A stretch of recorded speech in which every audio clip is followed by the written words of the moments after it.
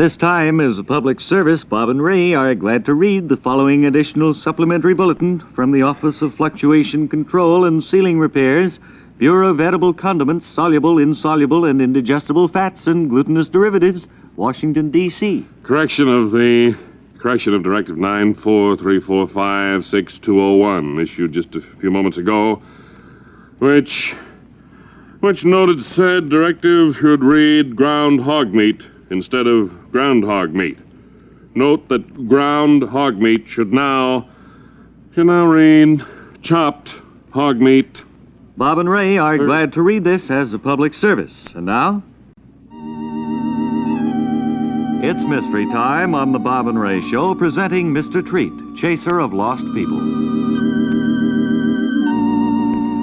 Today, the surly old investigator takes from his files the case he calls the overdose of very fatal poison murder clue. Our story opens in the luxurious New York penthouse apartment of wealthy Jacobus Pike, famous backer of Broadway plays, as we hear Pike call for his valet, Rudy. Rudy, come here. You call, Mr. Pike? Yes, Rudy, I want you to take this manuscript back to Greg Marlowe, the young playwright who's secretly in love with my sister Julia, who dreams of a career on the stage. There's a note inside which will explain to him my reasons for refusing to back his play on Broadway. Okay, Mr. Pike. I'll be back as soon as I can. That young upstart thinks he can coerce me into putting up my money for any such ridiculous play as that. Well, he's got another thing. What? How did you get in here? What do you want? No, don't shoot me with that gun you're holding. I'll do anything. Don't come any closer. No! Ooh, you've murdered me. You sneaked in here, wearing the disguise of someone I don't know, and waited till I was alone. And then you killed me. Oh, I'm dead. And several hours later, in the office of Mr. Treat, chaser of lost people, we see the surly old investigator at his desk, as his assistant Spike Delancey ushers in a tall young man with dark features. And we hear Spike say, This gentleman says he wants to see you, boss. Well, usher him in, Spike. He's a tall young man with dark features, boss. I can see that, Spike. He looks guilty to me, boss. No man is innocent if he's proven guilty, Spike. Show him in. Say, mister, I told you Mr. Treat was fair. That'll be all, Spike. Oh, sit down, sir. I'll be right outside if you need me, boss. All right. Now, what can I do for you, sir? Mr. Treat, I'm Gregory Marlowe, young playwright, secretly in love with wealthy Jacobus Pike's sister, Julia, who dreams of a career on the stage. Come, young man. You'll have to put your cards on the table if you want me to help you. I'm coming to that, Mr. Treat. This morning, I went to Pike's expensive New York penthouse apartment. You went there believing that Pike's sister, Julia, had talked her brother, wealthy Jacobus, into putting up the money for the new play you've written. Mr. Treat, you're uncanny. I'm right, then. No, I went there expecting to have Pike give me a check for my play so that I could start producing it next week. And what did you find, Marlowe? I found Pike dead, Mr. Treat. Dead? Dead, Mr. Treat. Murdered by an overdose of a very fatal poison. Dreadful. And you want me I want you to help me, Mr. Treat. Well, I'll do my best. My assistant Spike and you and I will first go to the murdered man's apartment. Oh, Spike? Yes, boss. What can I do? Open the door before you come in, Spike. Oh, I'm sorry, boss. Yes, boss. What can I do? Get my car, Spike. Mr. Marlowe here is going to accompany us to the apartment of the late wealthy Jacobus Pike. I think we've stumbled on a murder.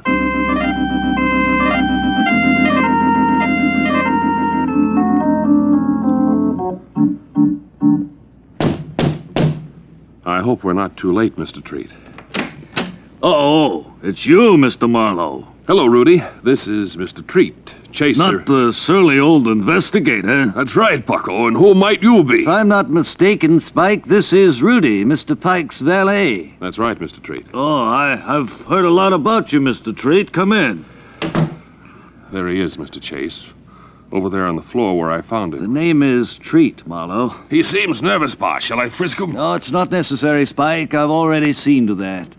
Oh, Rudy, will you ask Julia Pike, Wealthy's sister, to step in here, please? Boss, Greg Marlowe here is a young playwright secretly in love with Julia, who dreams of a career on the stage. Exactly, Spike. I want to question everybody. But, Mr. Treat, Julia doesn't have anything to do with it. Ah, Miss Julia Pike?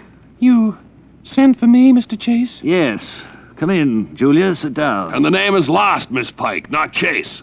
No, Spike, you're peopled. I'm Treater, chasing lost misters. Well, aren't you a little misted yourself, Trace? If you folks don't mind, I'll just step out to the kitchen. Not so fast, Rudy. Mr. Traitor here thinks you'll lose people. Or at least we'll chase it that way for now. Mr. Loster, you've chosen a lot of treats in your career, and On the contrary, Julia, cheating is not tracing choosers. And if anyone can lose, my boss, Mr. Cheapple here, can poop. Thanks for the vote of treatle, Peep. I have a headache, Mr. Post. May I chapel to the Loster and treat? Not so fast, Julia. Spike, get my car. Right, boss. No one is to leave this room until I get back. In the meantime, you're all under suspicion. I think every one of you is lost.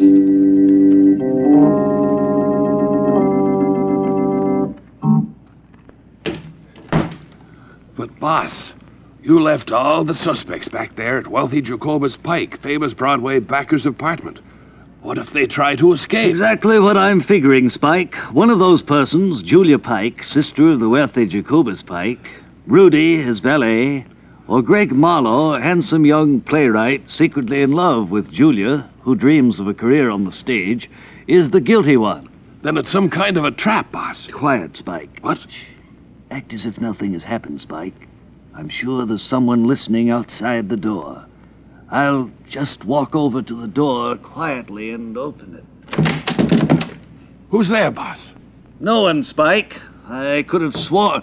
Spike, what are you doing with that gun? Pointing it at you, boss. But you can't mean that you're... That's right, boss. But just as soon as I rip off this mask, you'll see that I'm not really your assistant Spike, but I'm... Julia Marlowe. Yes, Mr. Treat. Not Mr. Treat, Julia.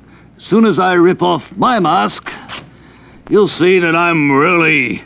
Rudy, Mr. Pike's valet. At last we are together in love as we are with each other. Rudy. Julia. And so another case from the files of Mr. Treat is marked solved. Listen next time when the surly old investigator brings us the shanty with the open door on the old vacant lot across the railroad tracks, murder clue.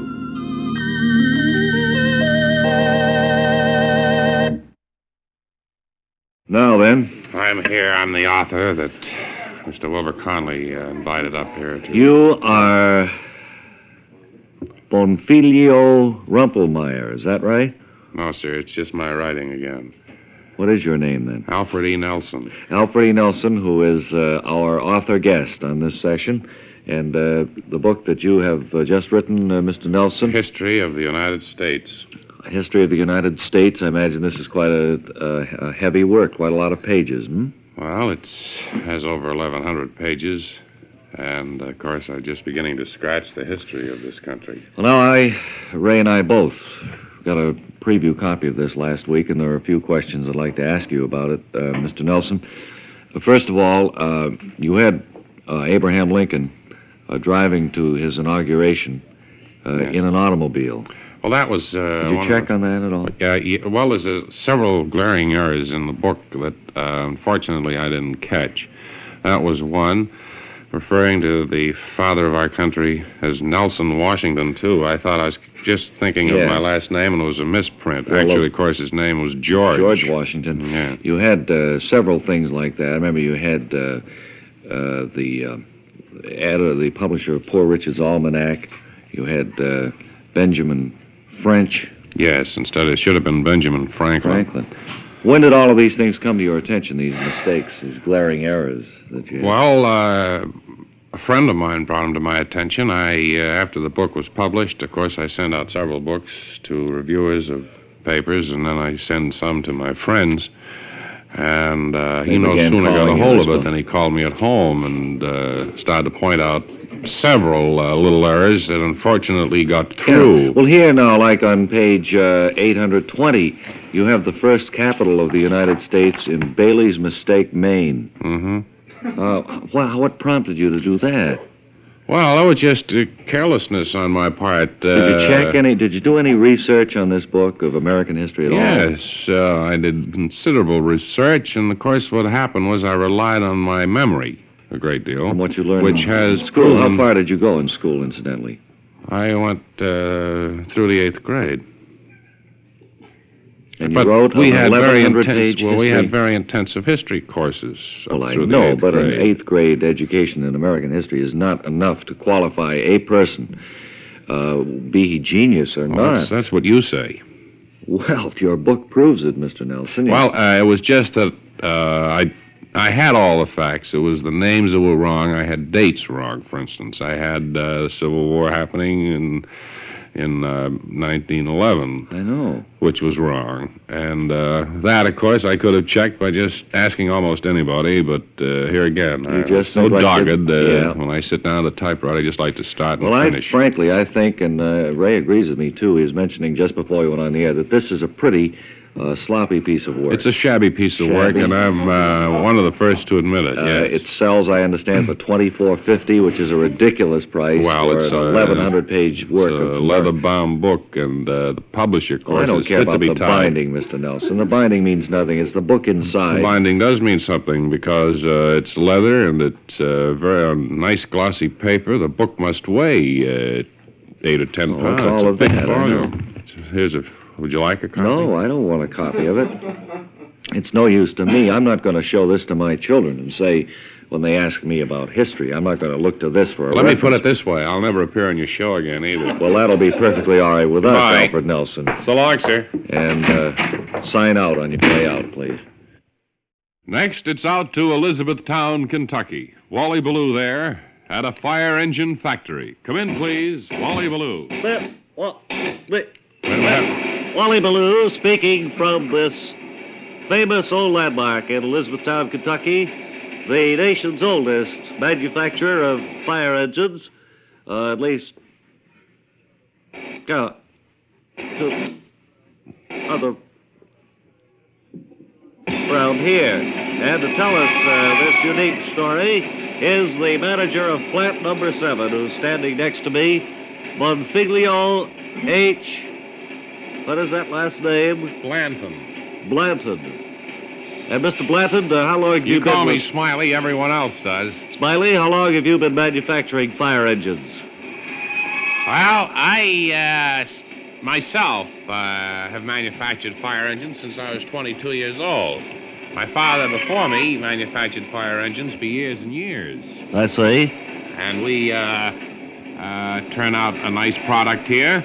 And, of course, it's quite a job selling one of these things. Well, I should quite imagine, because fire engines are known for their lasting qualities. They don't ever run up too many miles, I guess. No, that's right. The average mileage on a trade-in job would be about 1,100 miles. 1,100 miles. Well, your business has certainly been quite extensive here. How many are you making right now in production? We're making it. You're making what? We're making it. We make about one a year. And if we can sell one fire engine a year, then it's a big year for the company. And that's a fully equipped engine with Fully ladders, equipped with your hooks. hose, your ladder, your helmets, your gauges, your steering wheels. Your whistles, your sirens. That's right. Your everything. Have you ever thought of trying to sell these things to other Your, businesses, your like tree pipes. surgeons or something? No, we have been thinking lately at the board of directors of turning out other things that we could sell, such as stand-up trucks. I can't hear you, Smiley. I say we have recently been thinking of turning out other. You smell smoke. Yes, we have been recently, as I was saying, trying to develop a new product. Is that smoky smell a normal thing around here? No, it is not. How about those billowing clouds of black smoke? No. We have for years been trying to think of some new product that we could make. I see Flame there licking at the workbench. We've been in contact with the Davy Tree Surgeon people. The entire end of the building has just caved in, Smiley, and for safety's sake, I think we'd better take our microphones out and walk.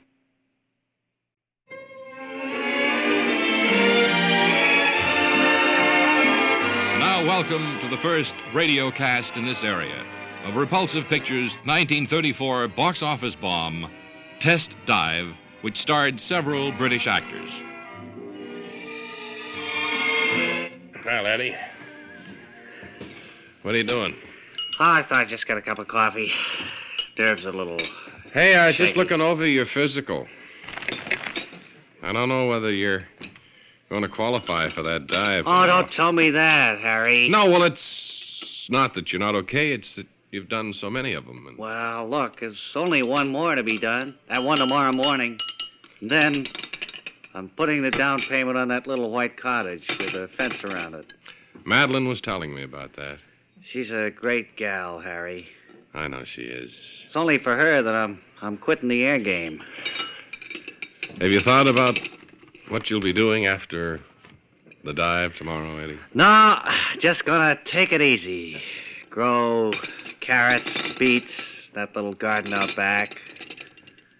Play with the kids. I'm awful glad that you've saved your money the way you have. I know that you've always gotten so much enjoyment out of that garden and that home. Yeah, will you hold this cup for me? Eddie, Yes, sir, that one test dive tomorrow will be the end of a terrific career, and then I'll be starting out on a real pleasant retirement. The chief doesn't know whether you should do it or whether I should do it tomorrow. Oh, I don't want you to do it, Harry. Look, this is just routine. I know it's routine, but you're... Well, I gotta go now. I gotta Wait just get the feel of the ship. Want me to go with you, Ed? No, I'll be okay. You want to do it alone, huh? See you tomorrow, and thumbs up. Right.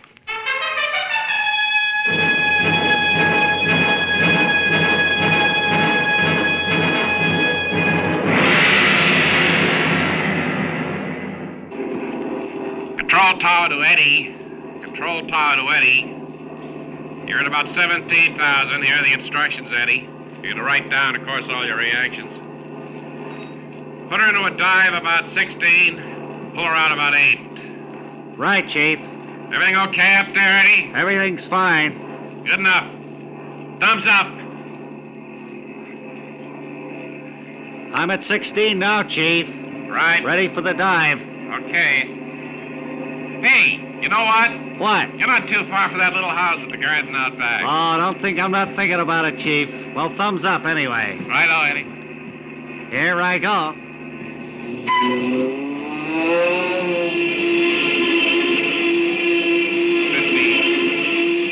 14. Control tower to Eddie.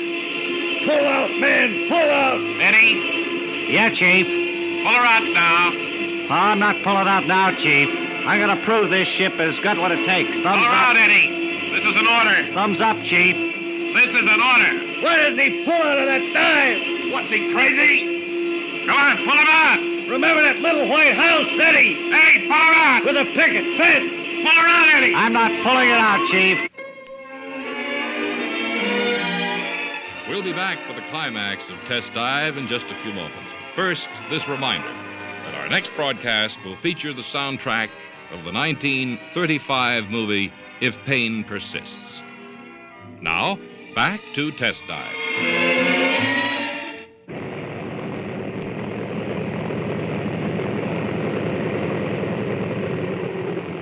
What a beautiful ship. She flies like a charm. Oh, you wonderful, happy-go-lucky pioneer of the aircraft industry.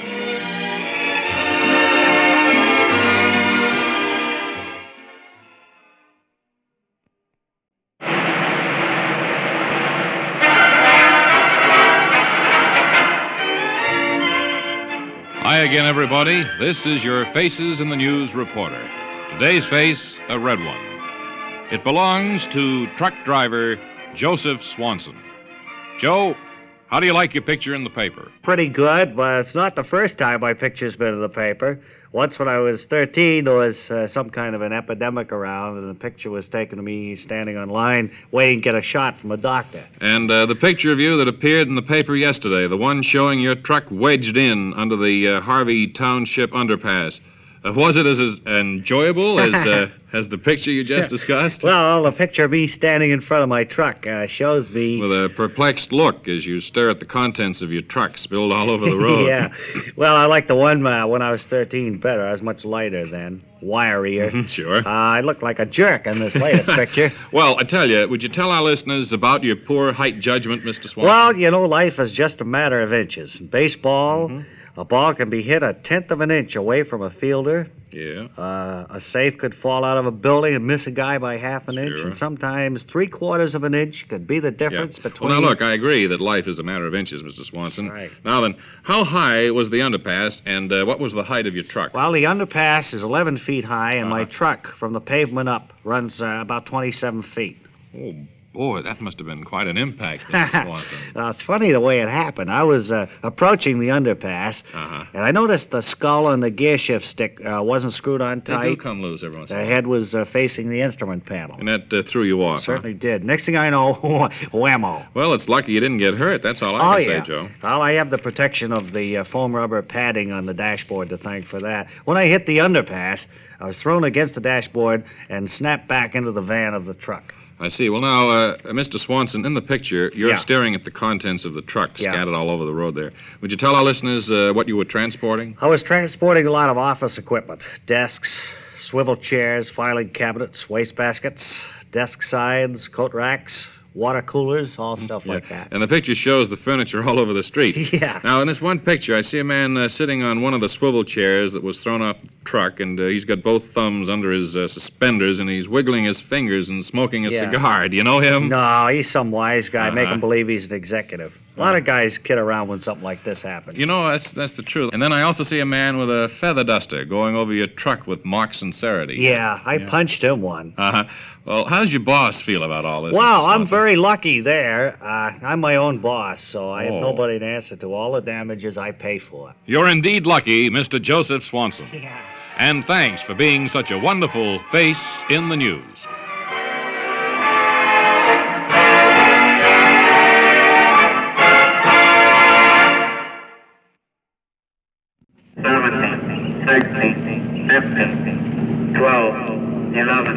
And now, chocolate cookies with white They've canceled?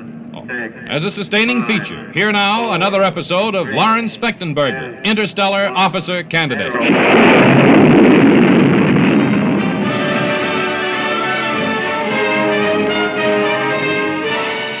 In our last episode, Lawrence and Mugg had just received their diplomas and were about to be given their first assignments. Now, in the dormitory, as we hear... Well, what do you think, Mugg? Here we are, lieutenants now. Yeah, I feel pretty proud of these bars, Fechtenberger. Well, I guess I'm pleased that you finally earned them. I had some misgivings at first, but I've noticed you haven't sneered in at least 2 weeks now. Funny, we were the only two to graduate, Fechtenberger. Well, the others didn't apply themselves, and unfortunately, Jet Ordway, too, was washed out. Well, shall we open up our sealed orders for our first assignment? It's kind of an auspicious occasion. I wonder if you and I will draw the same assignment. I wonder if we'll draw the same assignment, Fechtenberger, or whether we'll have different ones. We'll know in just a minute. What the deuce? Look at here. I'm assigned to Bedford, Massachusetts. And me to Walpole. How do you figure that? I thought we'd be out in some planet. Yeah. Looks like a land job to me. Yeah, we've been grounded, Fechtenberger. Maybe we better go see the dean. Maybe there's been some mistake. Let's see if the commandant has any information.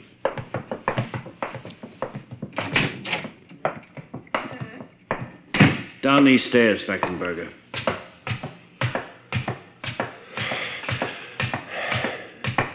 Now, through this door. Through this door, Fechtenberger. Oh, okay. Now this next flight of stairs. Has the commandant moved his office? No, it's just that our dormitory is so high, that's all. Wonder if this is the door. I think there's another... This is the right door, yeah. Oh, wait, we went by it.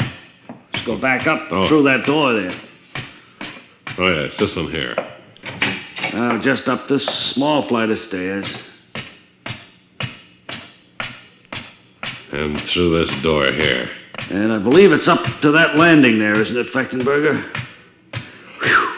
I'm getting pooped. Couldn't we have telephoned the commandant? Here's a door here.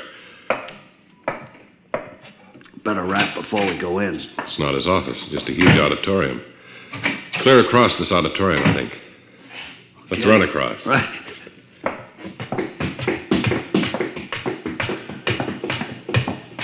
Hey, come down, Fechtenberger. What are you going up there for? I thought his office was up here. No, it's over here. Come on back down.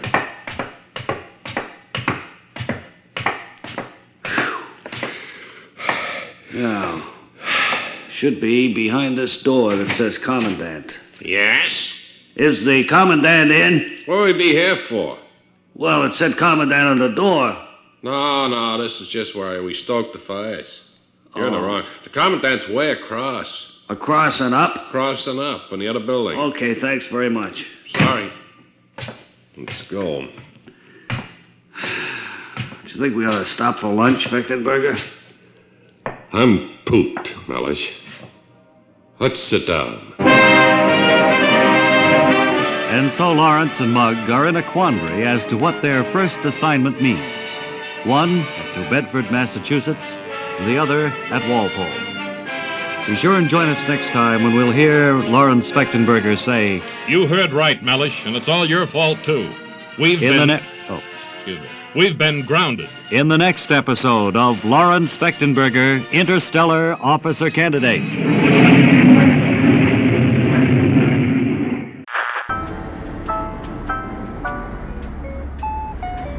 Close in 5 minutes.